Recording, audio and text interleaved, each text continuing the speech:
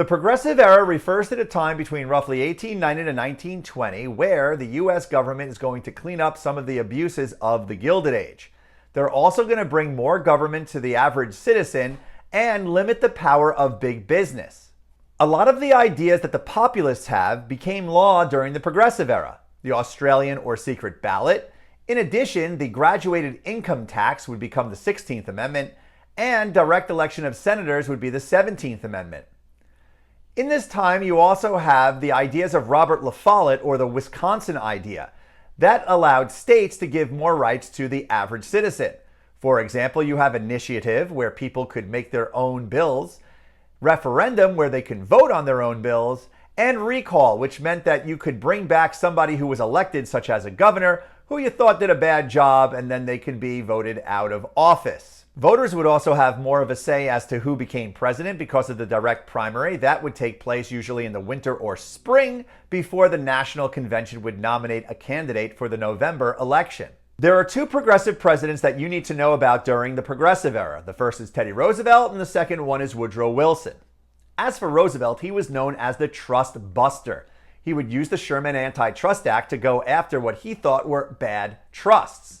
During the Progressive Era, both the Northern Securities Company, which is a railroad company, and Standard Oil would be broken up. Roosevelt was also a friend to labor. In 1902, with the anthracite coal strike, he took the side of the workers. He later said that he gave them a square deal after giving them arbitration. Remember, back in the Gilded Age, it was the presidents who never sided with the workers. Roosevelt also supported both the Elkins and Hepburn Acts.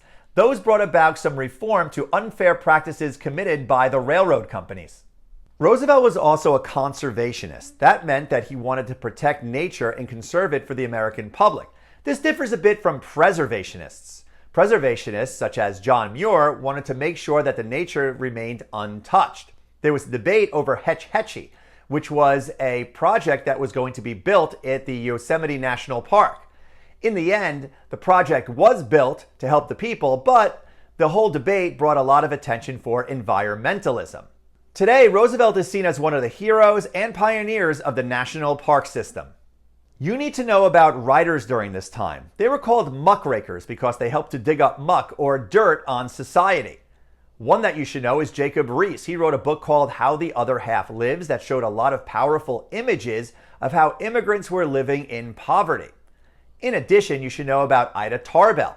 She wrote about the history of Standard Oil in McClure's magazine and gets credit with helping to break up that trust. Ida B. Wells was an African-American woman who wrote about the lack of lynching laws as well as the injustices of Jim Crow. Another muckraker to know about is Lincoln Steffens. He wrote The Shame of the Cities and talked about municipal or city corruption. But the most important muckraker you need to know about is Upton Sinclair. His book, The Jungle, which was published in 1906, helped bring about a lot of change regarding the way that we eat food today. He wrote about the disgusting process of the way sausage or meat was produced, and he talked about how dangerous things were for the workers in those industries.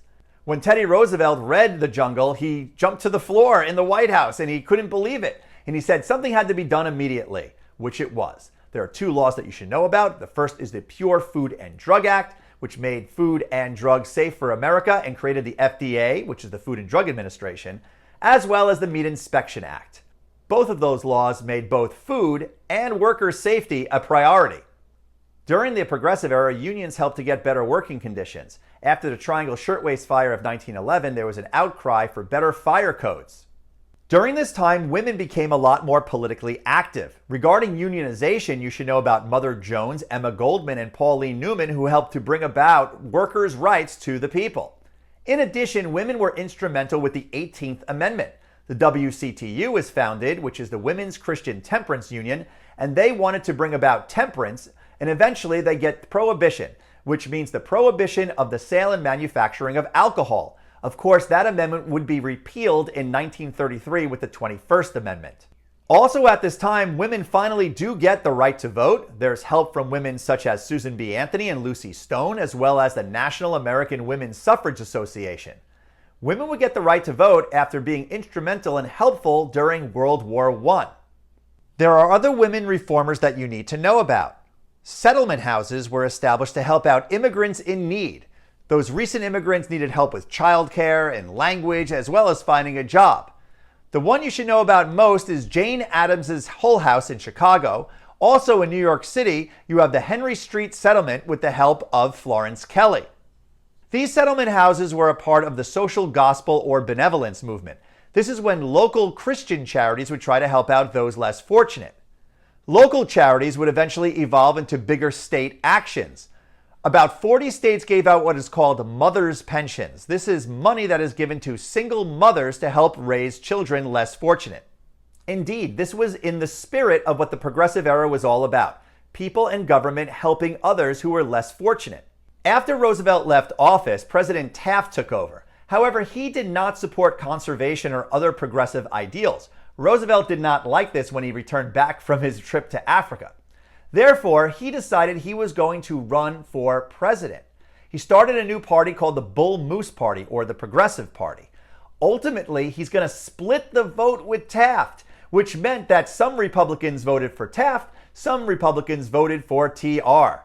However, there was only one Democratic candidate, and that was Woodrow Wilson, and he would become president after the election of 1912.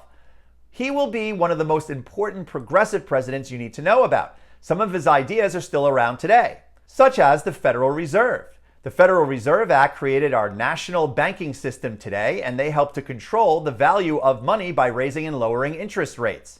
In addition, you get the FTC, which is the Federal Trade Commission. That tries to get rid of unfair trusts as well as unfair business practices. Wilson also supported lower tariff rates, as Democrats do, and supported that Underwood tariff that helped to lower rates and therefore lower prices. Lower tariffs, trust busting, and banking reform were three important parts of what Wilson called his new freedom. By the time of World War I, the Progressive Era kind of faded out. In fact, you get what's called the Red Scare, which happens after World War I as people are concerned about Bolshevism or communism, which could kind of coincide with the government having too much of a reach into people's lives. That's one of the reasons why the Progressive Era ended. However, there would soon be a roar in the 1920s.